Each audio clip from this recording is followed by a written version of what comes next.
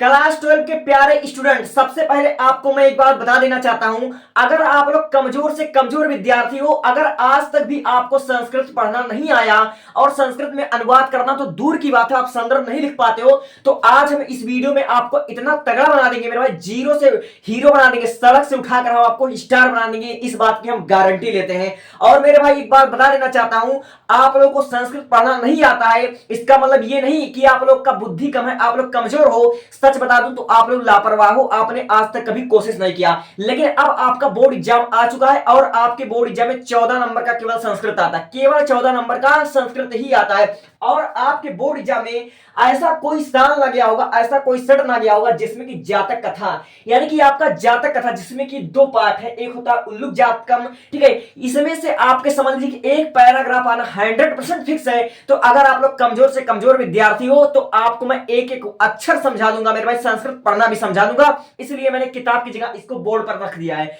और आप लोग वीडियो को छोड़कर भागने की गलती मत कर लेना, क्योंकि इतना आसान और इतने कम शब्दों में शायद कोई आपको समझा दे। अगर आप लोग टॉपर बच्चे ना हो तो, अब टॉपर हो तो आपके लिए बहुत फायदेमंद है, ठीक है। तो हम इसका संदर्भ आपको बताएंगे, इससे पहले हम आपको इसका अनुवाद बताते हैं, एक एक अक्षर का एक्सप्लेनेशन कर देते हैं और फिर उसके बाद आपको नोट्स हम प्रोवाइड करेंगे, टॉपर की नोट आपको प्रोवाइड करेंगे और समझाएंगे इतना बेहतर कि आपको नोट्स की जरूरत ही ना पड़ेगी, ठीक है।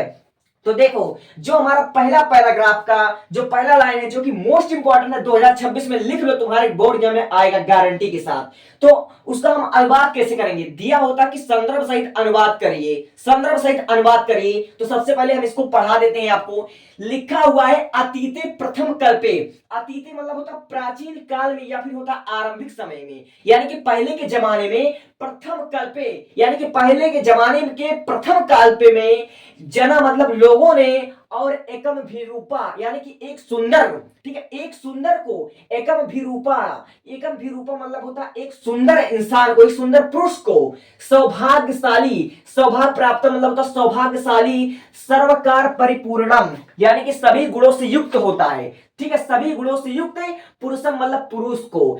अतीते मतलब होता प्रारंभिक काल के, प्रथम कल्पे मतलब होता प्रारंभिक काल के पहले चरण में, जना मतलब लोगों ने, एकाम भीरूपम यानी कि एक सुंदर व्यक्ति को, एक सुंदर सुशील व्यक्ति को, सौभाग्य प्राप्तम यानी कि सौभाग्यशाली, ठीक है, सर्वकार परिपूर्णम यानी कि सभी गुणों से युक्त है, सभी गुणों से परिपूर्ण है।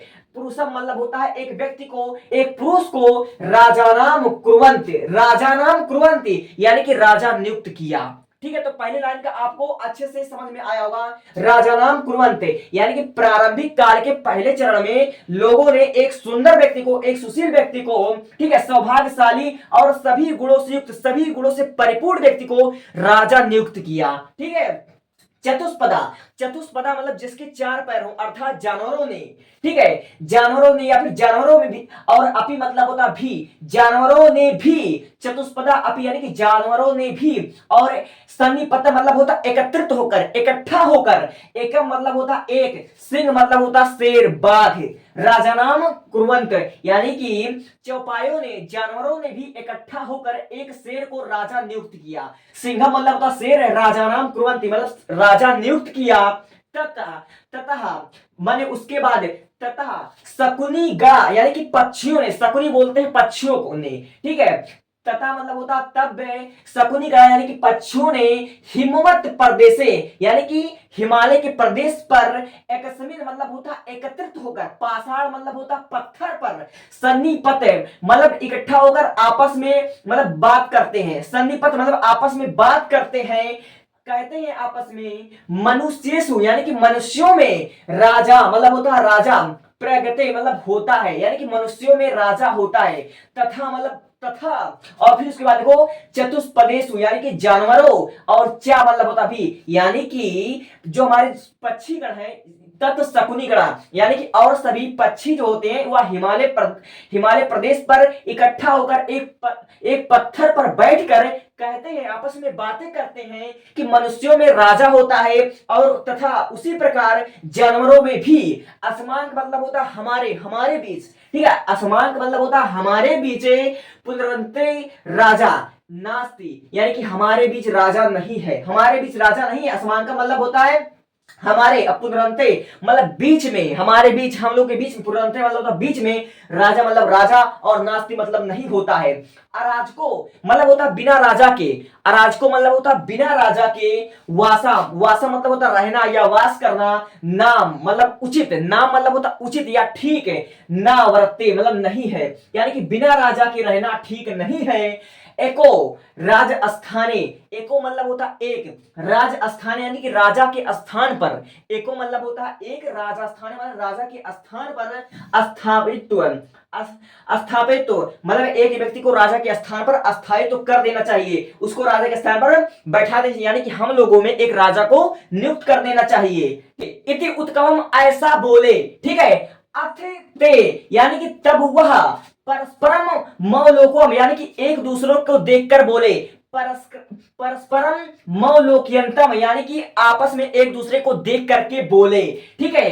एकम उल्लुकम, एकम उल्लुकम देखिए एकम मूलकम लिखा है, लेकिन अगर आप इसका संधि विच्छेद करेंगे तो आपको आएगा एकम मूलकम, यानी कि एक उल्लू को, ठीक है, दृष्टवा मतलब होता है देख करके बोले, दृष्टवा मतलब देख करके बोले। अयम मतलब मुझे, ना मतलब यह, रोचते मतलब पसंद है, इत्वलोकम मतलब कि ऐसा उन्होंने बोला, ठीक है, ऐसा उन्होंने बोला, यानी कि वे लोग एक दूसरे को देख करके आपस में बातें करके बोलते हैं कि हमारे बीच में एक राजा नियुक्त होना चाहिए। तब उन्होंने उनका दृष्टि पड़ा एक उल्लू पर, और उल्लू को देख करके उनमें से कोई एक पक्षी बोला कि यह एकदम परफेक्ट है, यह राजा अच्छा है। अयम नरोस्ते मतलब यह हमको अच्छा लगता, इसी को राजा नियुक्त कर देना चाहिए। इत्वा उचन मतलब ऐसा बोले।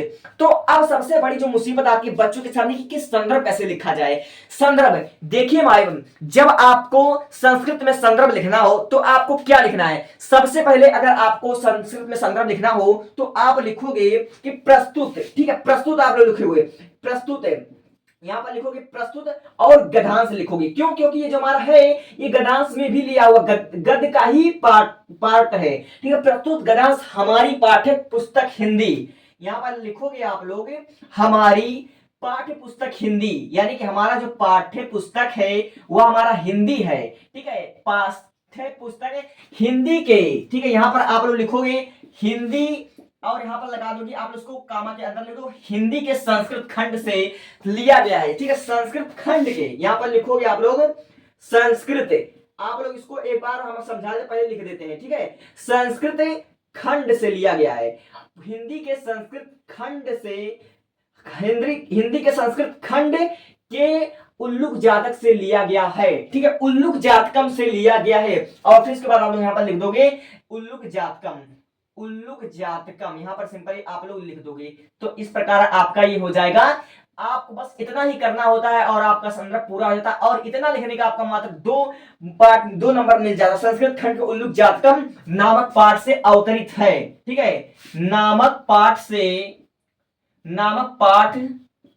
अवतरित है, अवतरित है, ठीक है, अवतरित है, अवतरित है। बस आपको बोर्ड एग्जाम में बस इतना ही लिखना होता है और आपको फालतू का 2 नंबर मिल जाता है।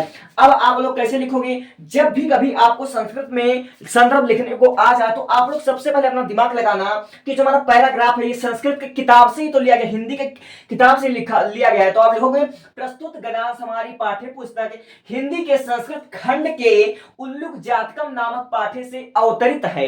बस इतना लिख देना, आपको गारंटी के साथ सही जाएगा। तो बताइए मेरे भाई कि आपको पहला वाला पैराग्राफ समझ में आया या नहीं समझ में आया, और हम इसको मिटाकर बढ़ते हैं दूसरे पैराग्राफ पर। और कभी भी आप लोग इसको स्किप करके मत जाइएगा, इतने बेहतरीन ढंग से शायद कोई पढ़ाए।